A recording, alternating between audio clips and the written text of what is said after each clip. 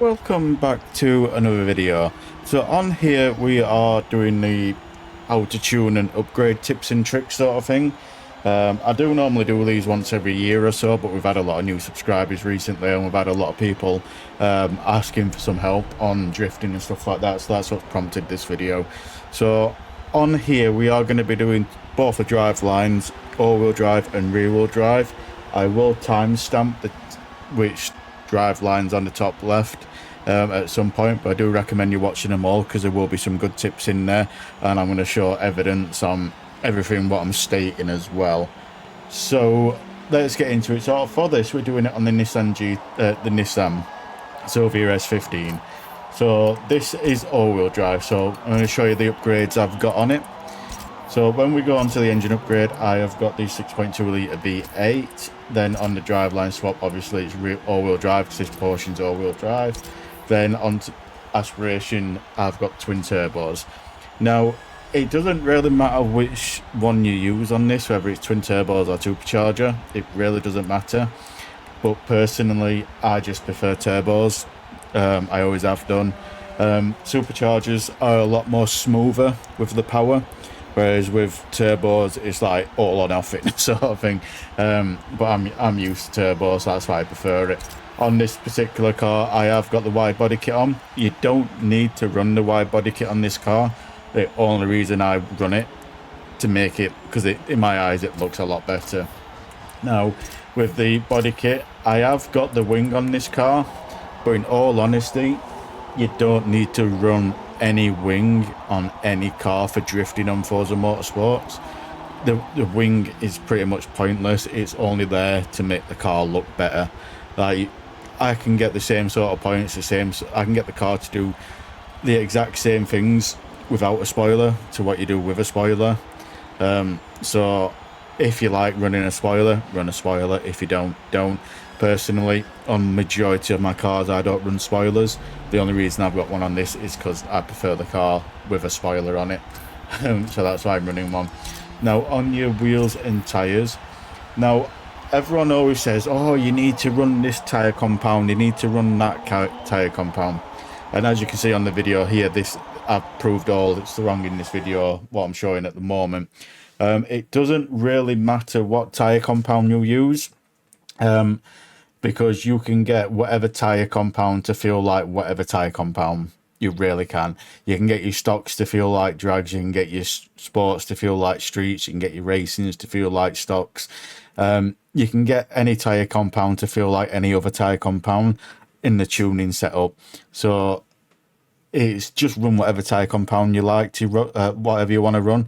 If you don't believe me on what I've stated on this, I'll link the video, put the link to the video below where I did a video 37 minutes long where I did a tuning setup on every single tyre compound, proved there's nothing in it between them and they all get the same. So if you want to look up on that, feel free to check the link below. Now on the rims, on the tyre width and all-wheel drive, you don't really need to run bigger than a 245 or a 255. That is the maximum you really need to run, if I'm being honest with you. Anything bigger than that, you're just putting too much grip down. You really are. Now, on your rims, you can run whatever rims you want. That is entirely up to you. But on your rim size, this is where it's the only people really notice a difference on your rim size is people that are getting in the top 100 on leaderboards, because it's very minuscule. Like you'll barely notice the difference between massive rims like that and small rims. Like you'll barely notice a difference, but the difference is there. And I recommend running the smallest rim you can. You can go up like a size or two like that if you want, but never go to the maximum one. Always run stock if you can. And the reason for that is because when you run the smallest rim like this, it allows your tyre to fold over the rim, and this happens on every single tyre compound. You see it more on the drag tyres, but it happens on every single tyre compound. And basically it allows your wheel to your tire to fold over your rim a little bit, and in certain instances that gives you a lot more grip, so it helps you out a lot better. Don't get me wrong, every single car is different on this, so you will have to find this out yourself, but you do get a lot more grip running a smaller rim, and also it soaks up the bumps so much easier. But if you want, depending on the car, you can run tyres like that on front, rims like that on front, and small rims on back, or big rims on back and small rims on front. Just depending where you want the grip of the car and the grip of the tyres, if that makes sense. So on these, do apologise, I've got this fully maxed out, so I've whatever you want on that is fully maxed out. On this, it is fully maxed out apart from the roll cage. Now with the roll cage, this is subjective again, whether you want to run it or not.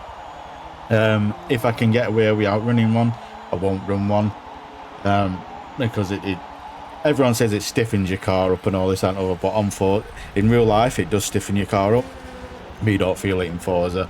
But what I will say is when your car's fully maxed out and all the upgrades, performance and everything like that, if you switch over, press Y and switch over to this in times, there's a lot of cars where it will dramatically improve your 0 to 16, your 0 to 100 times.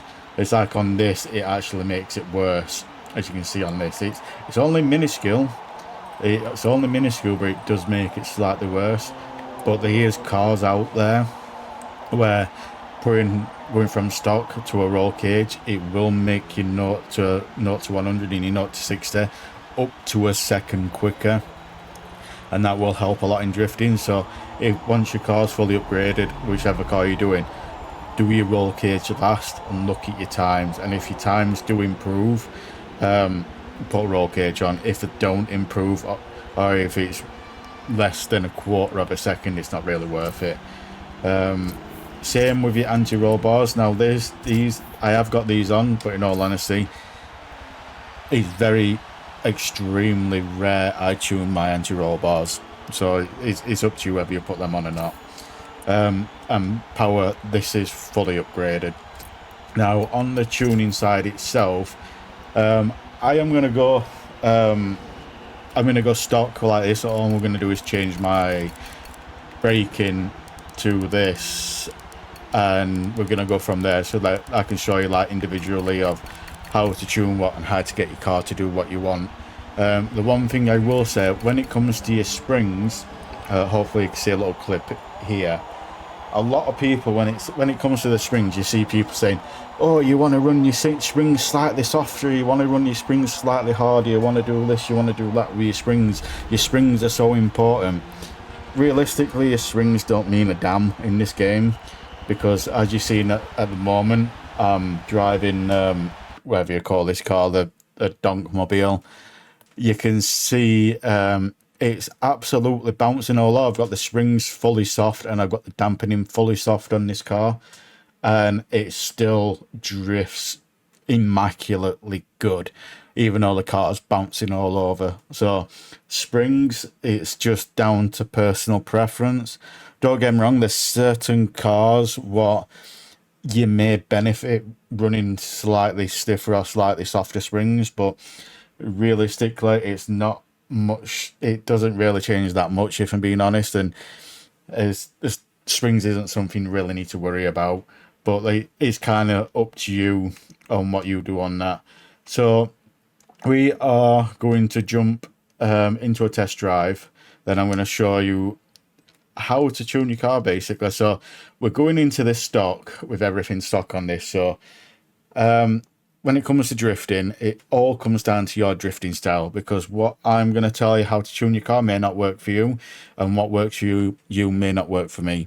So drifting, it's down to your style and how you like to drift.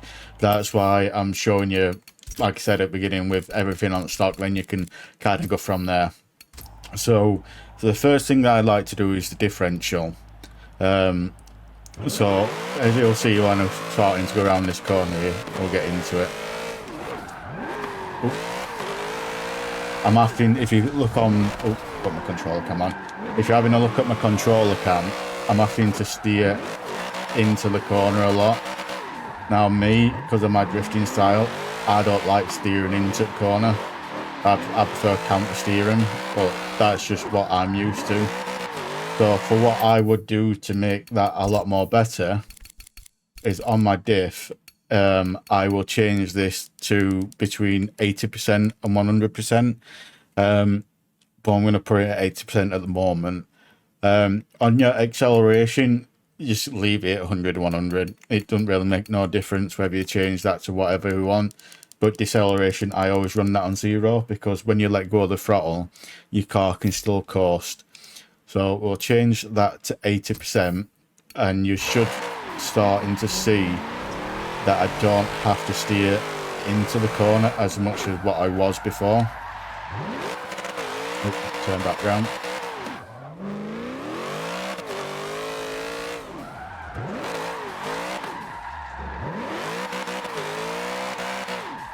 We still need some more there,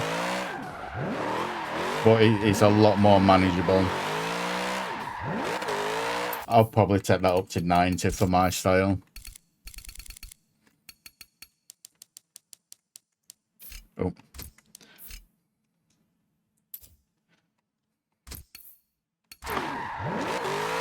There we go. That's better for me. Now, like I said, when it comes to differential, it's all down to what you prefer. So, here we go. But you do still have to, I'm messing this up.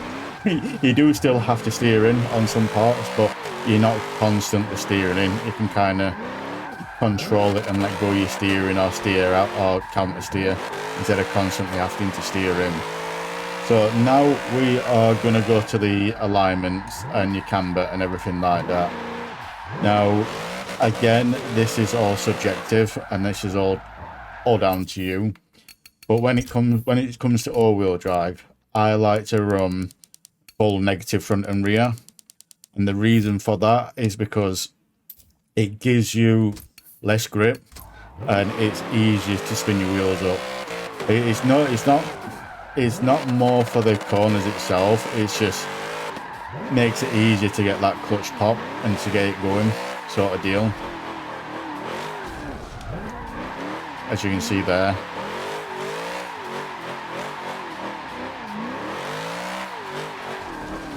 Now, when it comes to your...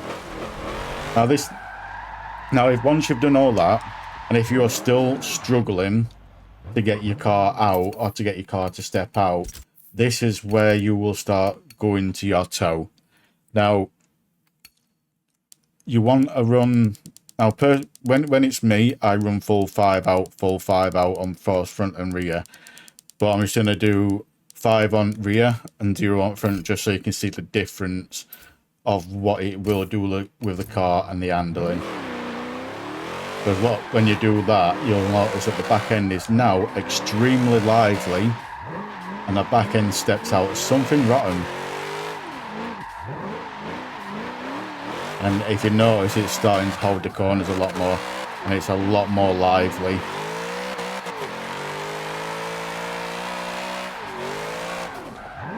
Now with this, you don't have to use full 5. It depends how lively you want your car, to how much torque out you run. Now I love my cars extremely lively, that's why I run full torque out. And what we'll do is we'll get around here, turn around, and I'll put it to my front wheels as well. Now this, again, this is all down to your personal preference and everything like that, but for me, with all-wheel drive, it's full negative camber, full torque out, because it just gives you a lot more control. Like if you watch me on this now,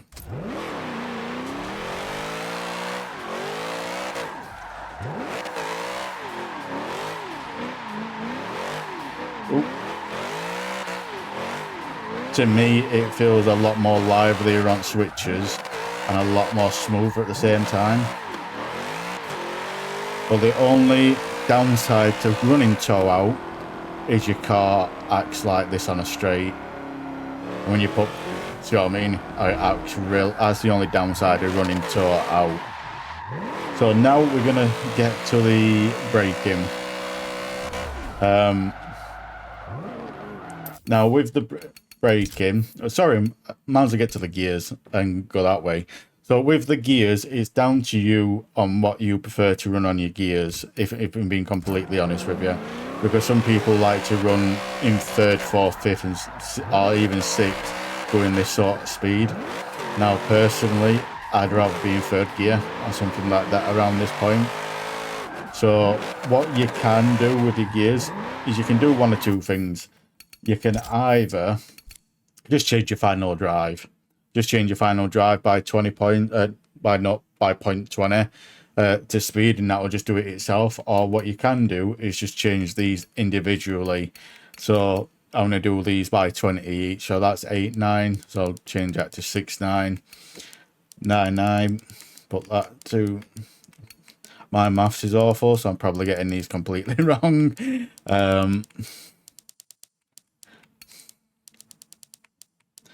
When you get down to this sort of range, you don't really want to start doing it 20 at a time. You kind of want to keep it in a 10 radius once you start and get down into that sort of range, below 1. But if you notice now, I'm more into that rev range as what you saw with the power band as well, especially with turbos. So it means I'm constantly on power all the time.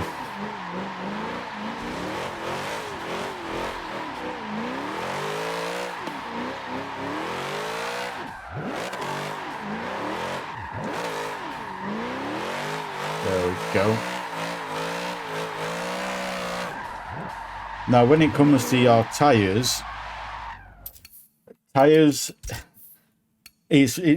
one of them things. It's very rare I'll touch them, especially in all-wheel drive. It's very rare I'll touch them. But what I will say is, if you are struggling for grip, so if you want more grip, run less pressure, less tire pressure, and that'll give you more grip. If you want less grip, run more tire pressure, and that'll make it feel like it's on ice. Now, me, because of my driving style, personally, I don't touch it. I just leave it as is. But like I said, that's just my driving style. So the next one is the braking setup.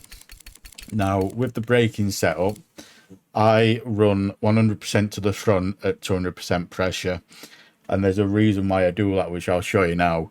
And with this as well, this is my assist with ABS off, manual, everything like that. And the reason why I run it just to my front wheels, I'll turn around so I can drive down here. So when I put my brakes on, all it will do is lock up my front wheels. It won't lock up my back wheels. So if I want to stop my back wheels, I've got to use my e-brake or handbrake, depending on where you are in the world. And the reason for that is when you are drifting and you're going around the corner, if your back end isn't stepping out enough, you've got to hit your e-brake and lose all your power and your momentum and hit your e-brake to get your back end out. Where with your front wheels, you can just lock your front wheels up and keep on power. Because see, every time I do it, the back end steps out, but I'm also keeping my momentum. So that's why I run them sort of brake self. And the other advantage of this as well is you can brake drift and drift really slow. So when you got that person that's ramming in a lobby, or you're trying to tandem drift up with someone, instead of constantly dropping your angle, letting off your throttle and hitting your e-brake all the time, you can just lock up your front wheels, keep that angle and keep the speed and keep all your momentum going perfectly fine. But that is why I run my braking setup like that. Now, I'm not going to lie, it takes a long time to learn to do this technique. I learnt this technique on Forza Motorsport 3, and I've carried it across on every single Forza since. So that's one of the reasons why I can do it so good. But yeah, every time you see, like when you watch my videos, and my drifting videos and my tandem videos, you'll constantly see my brake lights coming on like that all the time. And that is because I'm constantly locking up my front wheels to keep my angle. So that's the reason for that. So now we are going to jump into rear wheel drive. So now we are in the rear wheel drive. Now we're doing this in the S15 again.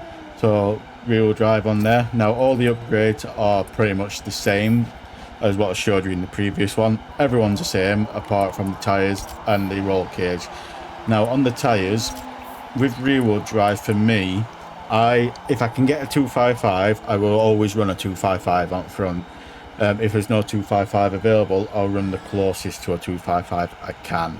Now when it comes to your rear wheels, I will always run a 295 on the rear.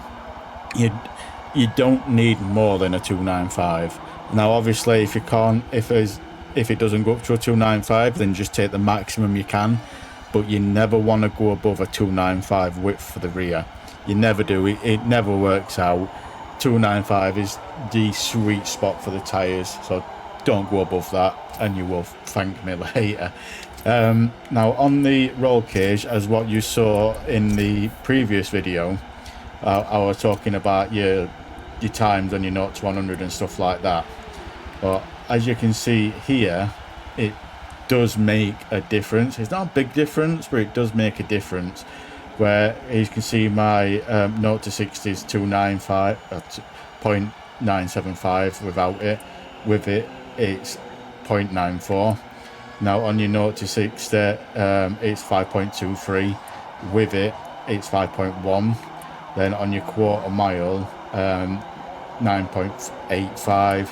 I don't think that changes that much, but it does gain a bit on your 0 to 60 and 0 to 100. That's why you always need to check this per car and per drive line, because it can make a difference.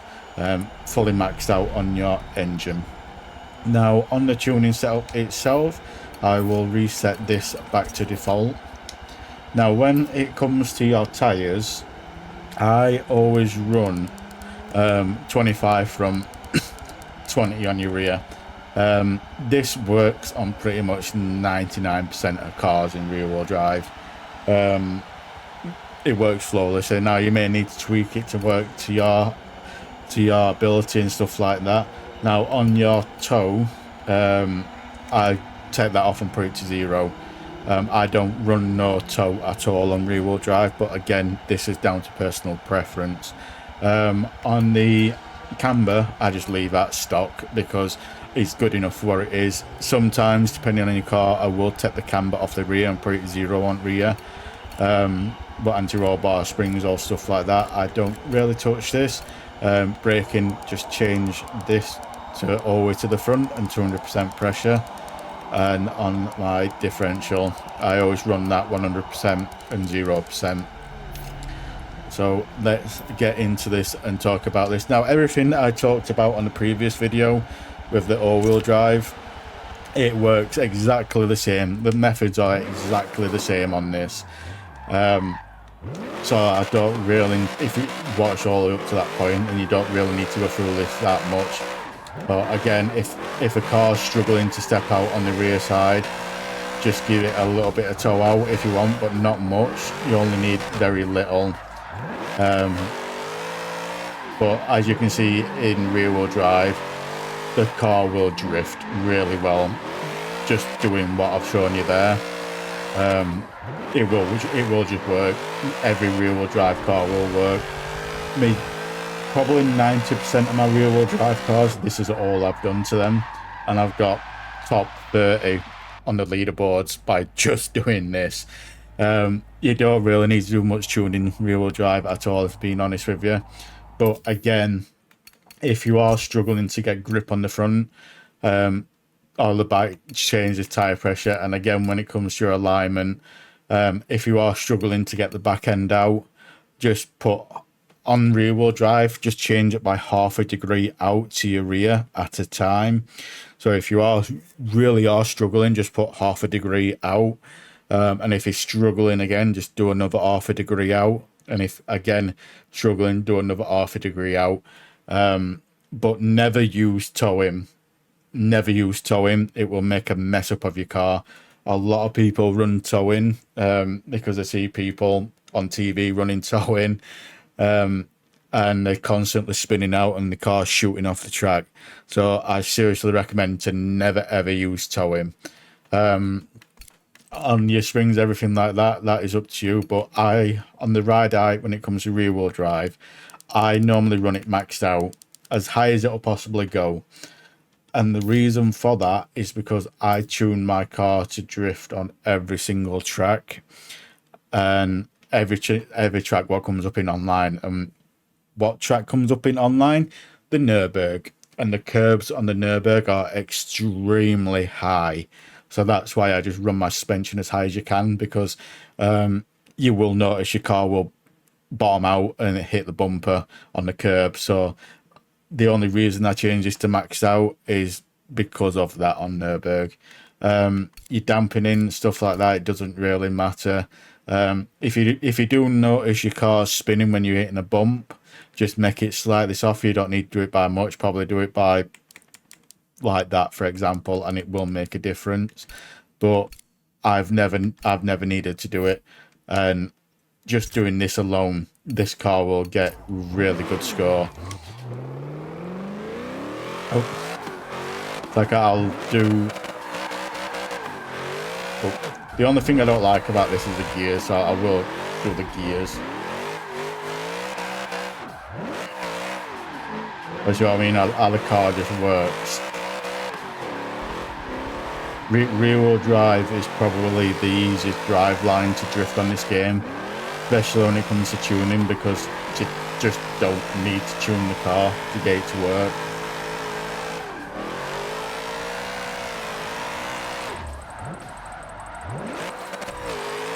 But see what I mean with the brakes, with running it all the way to the front wheel, how I can just, that's the gears, right, it's stepping up, it's straightening up. I will sort them eventually, but you'll see what I mean, where with the brakes, how I can just keep it going.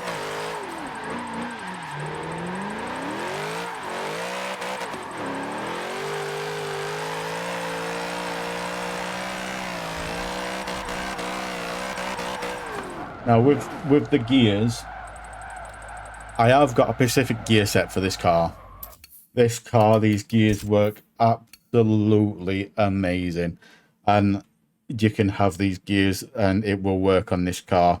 So if you do love drifting the Nissan Silvia S15, especially in rear wheel drive, use these gears. I'm just trying to find where they are now, so I'd take a photo on them.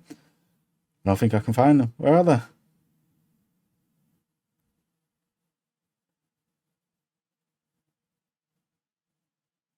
There we go, found them.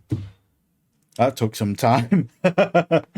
Oh yeah, oof, wrong one. So this is what I run on my gears on this car. Give it a go. A lot of people do like these gears, a lot of people don't. But the reason why I love them is because of how long the gear ratio is.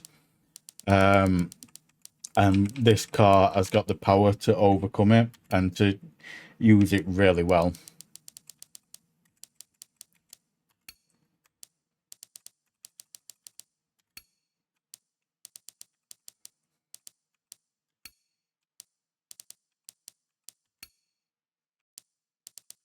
There we go. So yeah, take a note of that gear setup if you like it, and you'll see why now, why I love this gear setup so much for this car. Now, you will have to clutch pop it a lot, especially for first on some corners, but it works so well. And we will do a full lap of points.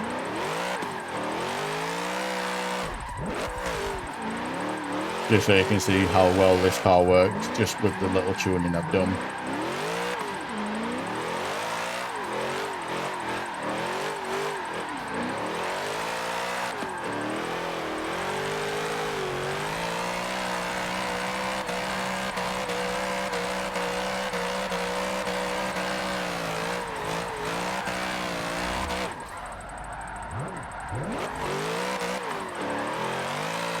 Messed that corner up.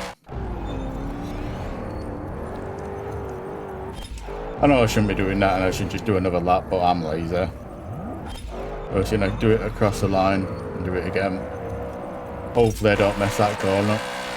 It's been a long time since I actually points drifted properly.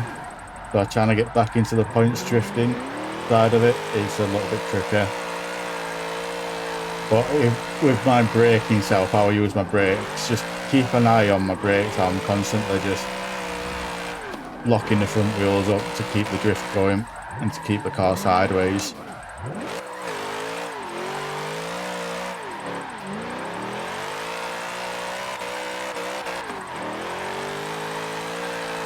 And without using that braking setup, you would have to use your e-brake and come off the power. Where doing that trick with the brakes allows you to stay on power and keep your angle. But like I said, it does take a long time to learn it. So do be patient if you are trying to learn that.